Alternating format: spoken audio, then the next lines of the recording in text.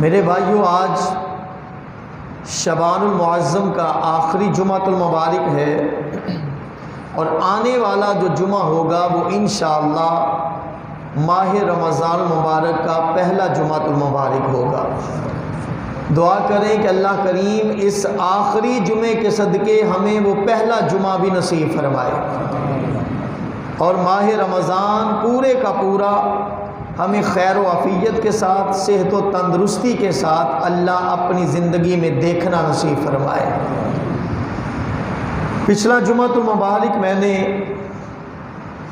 آپ کے سامنے ایک موضوع رکھا تھا کہ جس طرح ہم اپنے گھر کو صاف کرتے ہیں مہمانوں کے آنے سے پہلے، اسی طرح ہم نے اللہ کے مہمان کے آنے سے پہلے اپنے گھر کو بھی صاف کرنا ہے اور اس کے ساتھ ساتھ ہم نے اپنے دل کو بھی صاف کرنا ہے۔ ماہ رمضان کے آنے سے پہلے جو ضروری صفائی ہے وہ دل کی صفائی ہے کہ ہم نے اپنے دل کے آنگن کو، دل کے گھر کو اور دل کے باغیچے کو خوشبودار بنانا ہے، اور اس میں سے جو گندگی ہے، گناہوں کی غلاظت جو ہے، وہ توبہ کر کے ہم نے دور کرنی ہے تاکہ جب اللہ کا مہمان آئے تو وہ ہمارے دل کی پاکیزگی کو دیکھ کر ہم سے راضی ہو جائے اور اللہ کی بارگاہ میں ہماری سفارش اور شفاعت فرما دے۔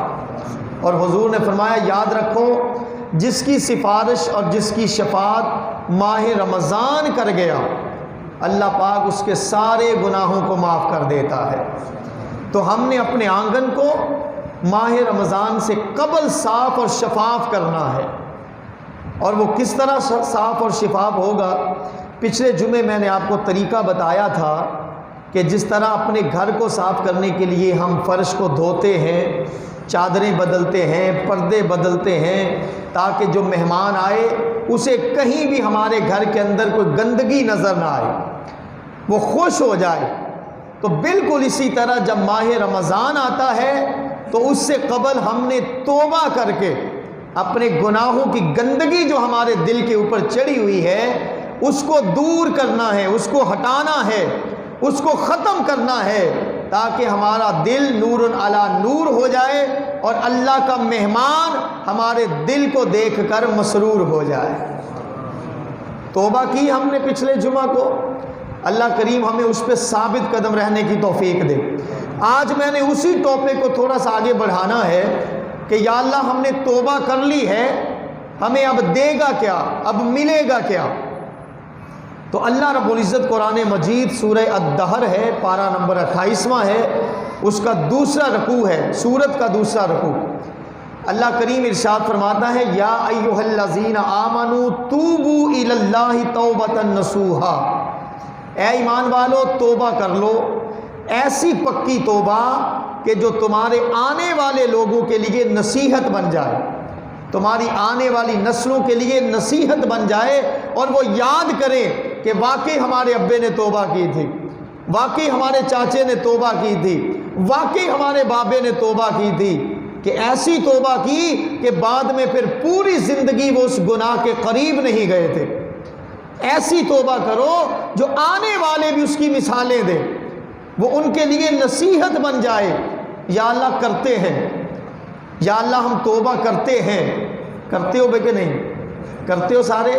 اللہ کی بارگاہ میں توبہ کرو، یا اللہ ہم توبہ کرتے ہیں، پھر میں اگلی بات بعد میں کرتا ہوں، پہلے توبہ کرو، یا اللہ ہم توبہ کرتے ہیں، یا اللہ ہم توبہ کرتے ہیں، یا اللہ ہم توبہ کرتے ہیں۔ اب اللہ آگے سے پتہ کیا فرماتا ہے؟ توبہ تم کرتے ہو، عسیٰ ربکم ان یکفر عنکم سیئاتکم، ادھر تم نے توبہ کی، ادھر میں نے تمہارے سارے گناہوں کو تمہارے بدن سے دور کر دیا ہے۔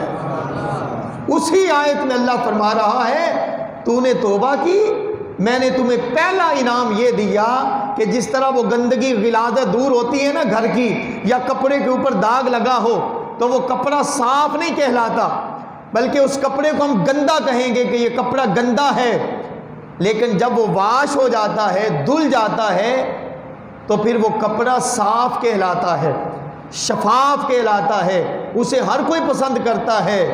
بالکل اسی طرح اللہ فرماتا ہے توبہ کرنا تمہارا کام ہے، تمہارے دل کے اوپر جو داغ، دبے، گندگی، گناہوں کی غلاظت ہے اس کو تمہارے بدن سے دور کر دینا یہ میرا کام ہے۔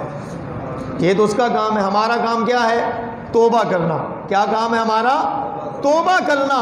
نہ میں گارنٹی دے سکتا ہوں کہ میں آپ کے گناہوں کو بخشوا دوں گا، نہ آپ میری گارنٹی دے سکتے ہیں کہ ہم آپ کو بخشوا لیں گے، نہیں۔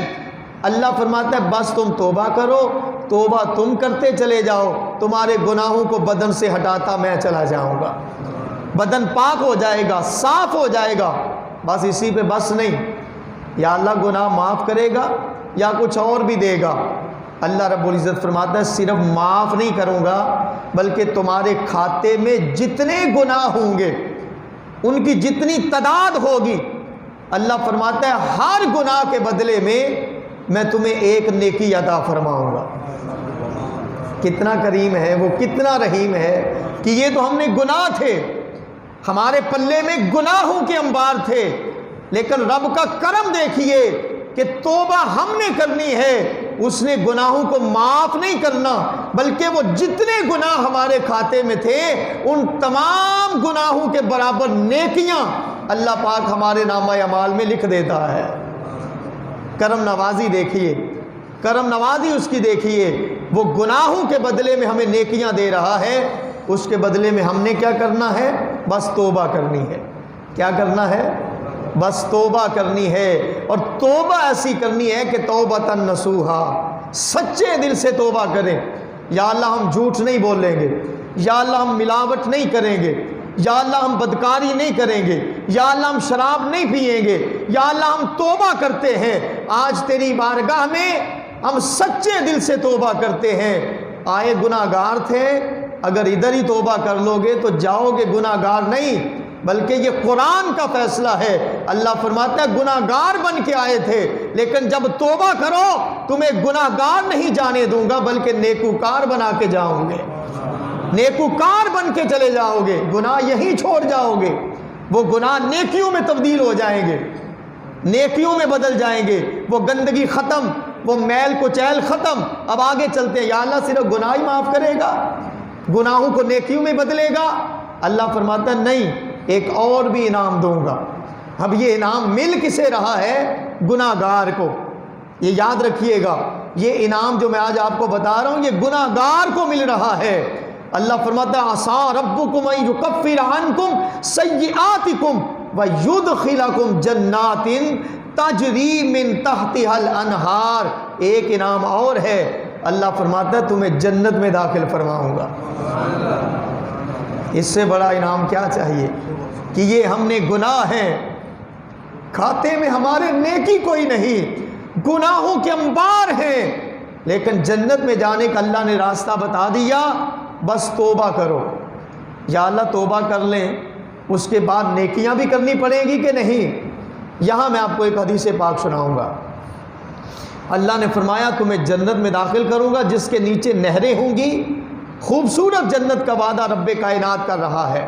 یہاں ایک حدیث پاک سنیے، حضور نبی کریم صلی اللہ علیہ وآلہ وسلم کا فرمان عالی شان ہے جس کا مفہوم ہے، میرے آقا نے فرمایا بنی اسرائیل کے اندر ایک شخص تھا جس کا نام تھا ذوالکفل، پیسے والا تھا، پیسہ اس کے پاس تھا، لیکن اس کے ساتھ ساتھ وہ گناہ کرتا تھا، بدکاری کرتا تھا، زنا کرتا تھا، اس کی زندگی کے اندر یہ گناہ عام تھا۔ حضور نے فرمایا ایک دن اس کے پاس ایک ضرورت مند عورت آ گئی جس کے گھر میں فاقہ تھا، بچے بھوکے تھے، اس نے آ کے اس سے مطالبہ کیا کہ مجھے کچھ پیسے، مجھے کچھ رقم قرض کے طور پہ دو، میں تمہیں لوٹا دوں گی۔ تو ذوالکفل کہنے لگا میں تمہیں قرضہ نہیں دوں گا، بس تم میری ایک بات مانو، میں تمہیں 60 دینار دے دوں گا۔ اس نے کہا کیا؟ ذوالکفل نے کہا بس تمہیں مجھ سے بدکاری کرنی ہوگی، گناہ کرنا ہوگا، میں اس کے بدلے میں تمہیں 60 دینار دوں گا۔ حضور نے فرمایا وہ عورت چونکہ مجبور تھی، بچوں کی بھوک یاد آ گئی کہ بچے گھر میں بھوکے ہیں۔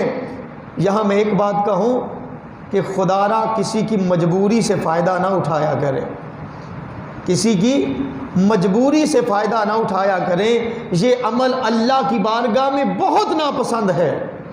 حضور نے فرمایا وہ عورت چونکہ مجبور تھی، بچوں کی بھوک یاد آ گئی کہ اگر نہیں کرتی تو بچے بھوک سے مر جائیں گے، اور اگر کرتی ہوں تو رب ناراض ہو جائے گا۔ لیکن ماں ہے نا، ماں اپنے لیے تو سب کچھ کر جاتی ہے، لیکن بچوں کے لیے وہ مجبور ہو جاتی ہے، اسی لیے تو اس کو ماں کہتے ہیں، اسی لیے تو اس کا مقام یہ ہے کہ اس کے قدموں میں رب نے جنت کو رکھا ہے۔ حضور نے فرمایا وہ عورت تیار ہو گئی، مجبوری کی حالت میں مان گئی، لیکن جیسے ذوالکفل اس کے قریب آیا اس کے بدن میں کپ کپی طاری ہو گئی، اس نے اونچی اونچی رونا شروع کر دیا، زارو قطار رونا شروع ہو گئی۔ ذوالکفل نے کہا کیا ہوا؟ اس نے کہا کہ خدا کی قسم آج میری مجبوری مجھے اس کام پہ مجبور کر رہی ہے، ادروائز میں نے پوری زندگی میں اللہ کے خوف کی وجہ سے یہ کام نہیں کیا ہے، یہ بدکاری نہیں کی اللہ کے خوف کی وجہ سے، لیکن آج میرے بچوں کی بھوک مجھے اس کام کرنے پہ مجبور کر رہی ہے، آج میری مجبوری مجھے گناہ کی طرف لے کے جا رہی ہے۔ اتنی بات سنی، اب اللہ پاک بھی اس ذوالکفل کی کایا پلٹنے پہ آیا ہوا ہے، اور جب کایا پلٹنے پہ آ جائے وہ کسی کے وسیلے سے بھی پلٹ سکتا ہے۔ جب عورت نے اتنی بات کہی کہ خدا کی قسم اللہ کے خوف کی وجہ سے میں پوری زندگی اس کام کے قریب نہیں گئی، لیکن آج میری مجبوری، میرے بچوں کی بھوک مجھے اس گناہ کی طرف لے آئی ہے، جسم کانپ رہا ہے، آنکھوں میں آنسو ہیں، چہرے پہ سسکیاں ہیں۔ جب اتنی بات سنی ذوالکفل کے جسم پہ بھی کپ کپی طاری ہو جاتی ہے، آنکھوں میں آنسو آ گئے اور زارو قطار ہونا شروع ہو گیا، اور کہتا ہے تو عورت ہو کر اپنے رب سے اتنا ڈرتی ہے، میں تو مرد ہوں، مجھے تو تم سے بھی زیادہ اللہ سے ڈرنا چاہیے۔ اس نے 60 دینار نکالے اس عورت کو دیے اور کہنے لگا یہ قرضہ نہیں بلکہ یہ میری طرف سے تحفہ ہے، یہ لے جاؤ، یہ واپس نہیں کرنے ہیں، اور خدا کے لیے مجھے معاف کر دینا۔ ادھر اللہ رب العزت کو گواہ کر کے کہتا ہے باری تعالیٰ آج ذوالکفل تیرے سامنے حاضر ہے، آج ذوالکفل تیری بارگاہ میں نادم ہے، یا اللہ پکا ارادہ کرتا ہے آج کے بعد بدکاری نہیں کروں گا، آج کے بعد گناہ نہیں کروں گا، یا اللہ مجھے معاف کر دے، یا اللہ میری توبہ قبول کر لے، میری توبہ قبول کر لے۔ میرے نبی نے فرمایا ادھر ذوالکفل توبہ کر رہا ہے، ادھر رب کائنات فرشتوں میں مسکرا رہا ہے، رات ہوتی ہے، ابھی نیکی کا کوئی کام نہیں کیا، بس توبہ کی ہے۔ حضور نے فرمایا رات کو نیند کے عالم میں اس کی موت واقع ہو جاتی ہے، وہ مر جاتا ہے، ابھی نیکی کوئی نہیں کی، صرف کیا کیا ہے؟ توبہ۔ کیا کیا ہے؟ توبہ، جو ہم نے بھی کی ہے۔ یا اللہ ہماری یہ توبہ بھی قبول کر لے، ہمارے گناہوں کو معاف کر دے، اگلی زندگی میں گناہوں سے بچا لے۔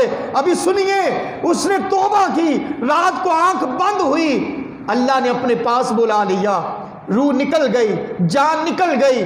لوگ جب صبح دروازے پہ پہنچے تو ذوالکفل کے دروازے پہ نورانی روشنائی کے ساتھ، نورانی سیاہی کے ساتھ لکھا ہوا تھا کہ ہم نے توبہ کی وجہ سے ذوالکفل کے گناہوں کو معاف فرما دیا ہے، اسے بخش دیا ہے، صرف توبہ کرنے کی بدولت سے۔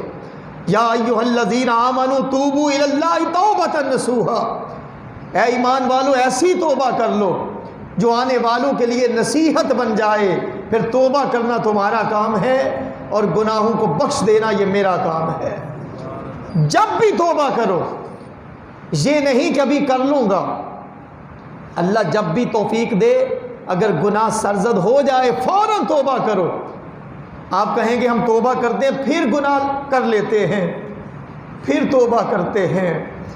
وہ پچھلے جمعے میں نے کہا تھا نا کہ سہ باری میں توبہ بننی، سہ باری میں توبہ بننی تے میں بندہ بے اعتبارا، سہ باری میں توبہ بننی تے میں بندہ بے اعتبارا، فضل تیرے تے آس کریمہ تیری رحمت دا نہیں کنارا، فضل تیرے تے آس کریمہ، بس اس کے فضل پہ آس رکھے۔ جب بھی توبہ کریں اللہ پاک تمہاری توبہ کو قبول کرتا ہے۔ یہاں ایک اور روایت میں آپ کے سامنے پیش کروں گا اسی حوالے سے۔ حضور نے فرمایا حضرت موسیٰ علیہ السلام کا دور ہے، ایک نوجوان تھا جو گناہ کرتا پھر توبہ کرتا، ہم جیسا تھا، گناہ کرتا پھر توبہ کرتا، پھر گناہ کرتا پھر توبہ کرتا۔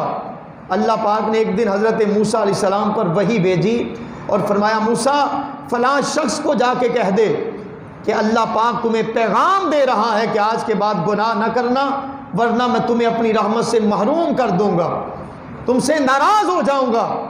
حضرت موسیٰ علیہ السلام اس کے پاس گئے اور جا کے کہا کہ اللہ کا تمہیں پیغام آیا ہے اور اللہ فرماتا ہے تو بڑی وعدہ خلافی کرتا ہے، توبہ کرتا ہے پھر توڑ دیتا ہے، توبہ کرتا ہے پھر توڑ دیتا ہے۔ اللہ فرماتا ہے آج کے بعد گناہ نہ کرنا، میری نافرمانی نہ کرنا ورنہ میں تمہیں اپنی رحمت سے محروم کر دوں گا، تم سے ناراض ہو جاؤں گا۔ لیکن وہ بندہ تھا، انسان تھا، وقتی طور پہ رک گیا، چند دن گزرے پھر گناہ ہو گیا، پھر گناہ کر دیا، اللہ کی نافرمانی کر دی۔ رب نے فرمایا موسیٰ اسے جا کے کہہ دے کہ تیرا رب تم سے بہت ناراض ہے، تم نے پھر وعدہ خلافی کی ہے۔ اب آگے چلیے، حضرت موسیٰ علیہ السلام اس کے پاس گئے اور فرمایا نوجوان تمہیں میں نے اللہ کا پیغام سنایا تھا کہ گناہوں سے باز آ جا ورنہ اللہ تم سے ناراض ہو جائے گا، اللہ کا پیغام آیا ہے، تم پھر گناہ کرتے رہے، اللہ تم سے سخت ناراض ہے اور تمہیں اپنی رحمت سے اس نے محروم کر دیا ہے۔ اتنی بات سنی، حضور نے فرمایا وہ نوجوان روتا ہوا، چیختا ہوا، چلاتا ہوا ایک جنگل میں بھاگ جاتا ہے اور جنگل میں تنہائی کے عالم میں اللہ کو مخاطب کر کے پتہ کیا کہتا ہے؟ یا رب ذوالجلال کیا میرے گناہ تیری رحمت سے زیادہ ہو گئے ہیں یا تیری رحمت کم ہو گئی ہے یا تیری رحمت تھوڑی ہو گئی ہے کہ تو نے مجھے دھمکیاں لگانا شروع کر دی ہیں، تو نے مجھے اپنی رحمت سے محروم کر دیا ہے، یا میرے گناہ کی وجہ سے باری تعالیٰ تمہیں کوئی نقصان ہوا ہے؟ اگر یہ سب کچھ نہیں ہے تو مولا پھر بتا میں تیرے در کو چھوڑ کے کس در پہ جاؤں، میں کس سے معافی مانگوں؟ یا اللہ مجھے معاف کر دے، تو نے مجھے انسان بنایا ہے، میرے اندر نفس ڈالا ہے، گناہ کرانے کے لیے آمادہ کرتا ہے مجھے، میرا نفس مجھے گناہ کرواتا ہے، یا اللہ پھر میں توبہ کرتا ہوں، یا اللہ آج بھی میں تیری بارگاہ میں توبہ کرتا ہوں، تو مجھے معاف کر دے۔ آپ سب بھی کہہ لیجئے یا اللہ میں تیری بارگاہ میں توبہ کرتا ہوں، یا اللہ میں توبہ کرتا ہوں، مجھے معاف کر دے۔ ادھر وہ معافی مانگ رہا ہے، ادھر رب کائنات حضرت موسیٰ علیہ السلام کی طرف وحی بھیج رہا ہے اور فرما رہا ہے موسیٰ جا کے میرے اس بندے سے کہہ دے کہ اگر تیرے گناہوں کی وجہ سے زمین اور آسمان کا جو خالی خلا ہے اگر یہ پر ہو جائے، اگر یہ بھر جائے، تو پھر بھی تو میری بارگاہ میں آ کے معافی مانگے، میں تیرے سارے گناہ معاف فرما دوں گا۔ تو آ تو صحیح میری بارگاہ میں، تو میری بارگاہ میں جھک تو صحیح، میں تیرے گناہوں کو معاف نہیں کروں گا بلکہ نیکیوں میں بدل دوں گا۔ وہ تو اتنا کریم ہے جس کی رحمت ہر وقت پکار پکار کے کہہ رہی ہے کہ تو میری بارگاہ میں آ، مجھ سے مانگ، میں تیرے گناہوں کو معاف کر دیتا ہوں۔ حضور نبی کریم علیہ السلام نے فرمایا جب بندہ گناہ کر کے اس پہ توبہ کر لے وہ ایسے ہی ہو جاتا ہے جیسے اس نے گناہ کیا ہی نہیں ہے، جیسے اس نے گناہ کیا نہیں ہے۔ اس لیے میرے بھائیوں یہ توبہ کے موضوع پہ پچھلا جمعہ اور یہ جمعۃ المبارک یہ بتانے کا مقصد یہ تھا کہ جس طرح ہم اپنے گھر کو دنیاوی مہمان کے لیے صاف کرتے ہیں اسی طرح اللہ کا مہمان چند دنوں کی دوری پہ ہے۔ یہ پتہ نہیں کہ کس نے ماہ رمضان کو پانا ہے، کس نے اس سے پہلے چلے جانا ہے۔ بس دعا یہی کریں کہ اللہ پاک ہمیں اپنی زندگی میں صحت و تندرستی کے ساتھ ماہ رمضان کے روزے نصیب فرمائے اور ماہ رمضان کے سارے روزے ہم سب کو رکھنے کی توفیق عطا فرمائے۔ جو بیمار ہیں اللہ پاک ان کو بھی ماہ رمضان کی آمد کے صدقے سے شفائے کامل عاجلہ عطا فرمائے۔ میرے بھائیوں اللہ کی بارگاہ میں بس ماہ رمضان کی تیاری یہ کر لو کہ توبہ کر کے اپنے سینے کو، اپنے دل کے دامن کو صاف کرو تاکہ ماہ رمضان جب ہماری زندگی میں آئے وہ ہمارے دل کی پاکیزگی کو دیکھ کر اللہ کی بارگاہ میں ہماری سفارش کرے، اور حضور نے فرمایا جس کی سفارش ماہ رمضان نے کر دی اللہ اس کے سارے گناہوں کو معاف کر دیتا ہے۔ اس لیے حقوق اللہ یعنی اللہ کی جو نافرمانی والے گناہ ہیں اللہ سے توبہ کرو، اور جو بندوں کے حقوق ہم نے سبق کیے ہیں، جو بندوں کو ستایا ہے، اگر کسی کے ماں باپ ناراض ہیں خدا را ان کو راضی کرے، کسی کا ہمسایہ ناراض ہے اس کو راضی کر لے، کسی کے کسی سے آپ کے وجہ سے کسی کا دل دکھا ہے اس کو راضی کریں، تاکہ ماہ رمضان سے پہلے ہم بالکل صاف اور ستھرے ہو جائیں۔ اللہ رب العزت ہم سب کو توبۃ نصوحا سچے دل سے اور پکی توبہ کرنے کی اللہ توفیق عطا فرمائے۔ وآخر دعوانا ان الحمد للہ رب العالمین۔ تمامی احباب سنتے ہیں۔